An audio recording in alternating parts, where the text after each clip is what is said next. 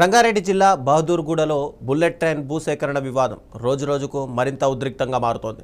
తమ భూములను ఎట్టి పరిస్థితుల్లోనూ ఇవ్వబోమని రైతులు తేల్చి చెబుతుండగా గ్రామంలో ఉద్రిక్త పరిస్థితుల నేపథ్యంలో పోలీసులు ఇప్పుడు భారీ బందోబస్తు ఏర్పాటు చేశారు.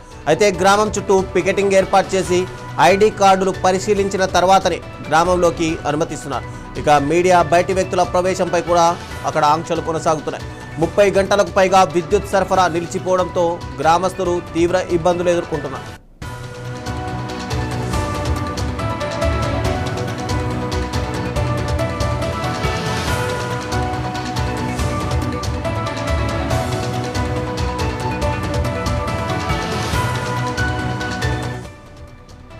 బహదూర్గూడ రైతుల ఉద్యమానికి బీజేపీ, బీఆర్ఎస్ పార్టీలు బహిరంగ మద్దతు ప్రకటించాయి. బీజేపీ ఎంపీలు ఈటెల, కొండా విశ్వేశ్వరరెడ్డి గ్రామాన్ని సందర్శించి బాధిత రైతులకు సంఘీభావం తెలిపారు. ఇక రైతులను అన్ని విధాల ఆర్డగా ఉంటామని భరోసా ఇచ్చారు. మరోవైపు రాజేంద్రనగర్ ఎమ్మెల్యే ప్రకాష్ గౌడ్ మాత్రం రైతులను ప్రతిపక్షాలే రెచ్చగొడుతున్నాయని ఆరోపించారు. భూసేకరణలో ఎవరికి అన్యాయం జరగదని, రైతులకు నష్టపరిహారంతో పాటు ప్లాట్లు, పట్టాలు అందిస్తామని ప్రభుత్వం హామీ ఇస్తోందని తెలిపారు. దీంతో బహదూర్గూడ భూసేకరణ వివాదం మరింత రాజకీయంగా వేడెక్కింది. నేను అనుకుంటుండేందంటే మిమ్మలను తప్పుదారి కొంతమంది పట్టించిండ్రు.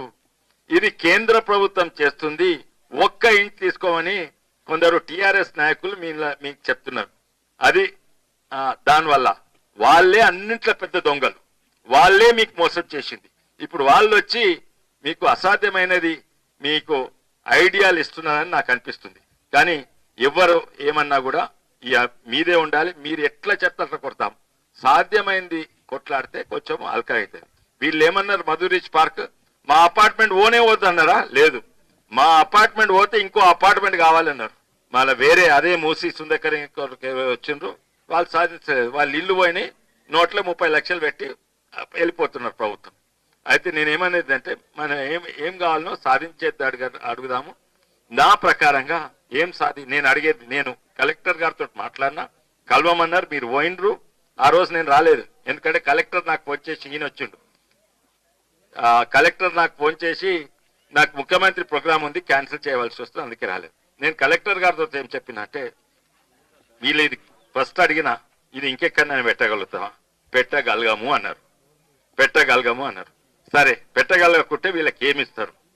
వీళ్ళు చెప్పింది 500 గజాలు. 500 గజాలు ఎక్కువ పోతాయి, కోట్లు 10, 20, 30 కోట్లు ఉన్నది.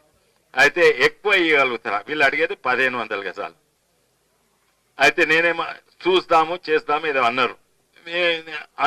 ఎస్ ఆయన ఓకే అన్నా కూడా 500, 600, 700 చూస్తారు, అది సరిపోదు కదా. అయితే మీరు ఇది కాకుంటే మీరు ఇక్కడ 500 గజాలు ఇచ్చి ఇంకెక్కడన్నా ఇంకా 1000 గజాలు ఇచ్చి ఇంకెక్కడన్నా ఒక ఎకరం ఇస్తే బెటరా అని మీరు అవన్నీ ఆలోచించుకొని చెప్తామంటే ఆలోచిస్తాం సార్ చెప్తామని నాకు కలవలేదు.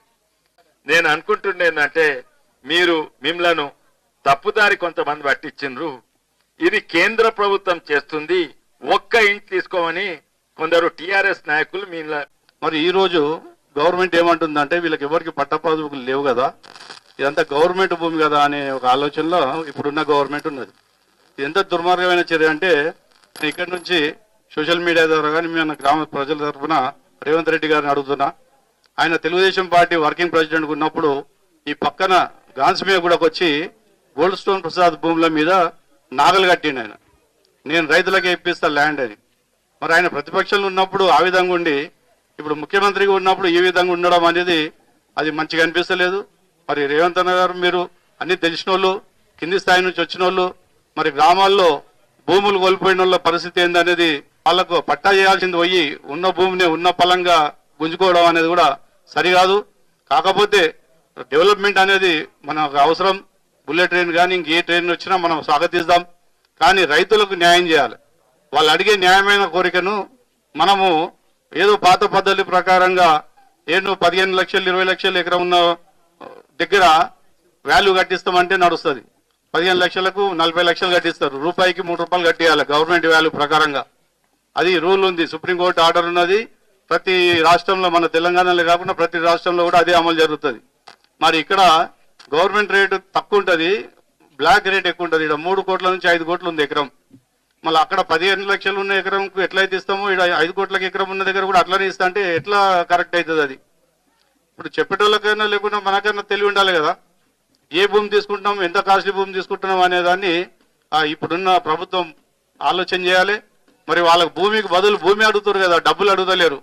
ఎన్నో గవర్నమెంట్ భూములు ఉన్నాయి, పక్కనే కంచె ఉంది, ఈ పక్కలో ఉంది, ఆ పక్కలో ఉంది, అన్ని మనయే కదా. గవర్నమెంట్ అంటే ప్రజలంటేనే గవర్నమెంట్.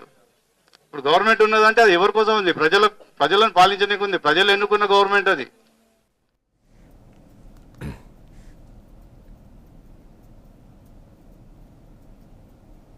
తెలంగాణ కాంగ్రెస్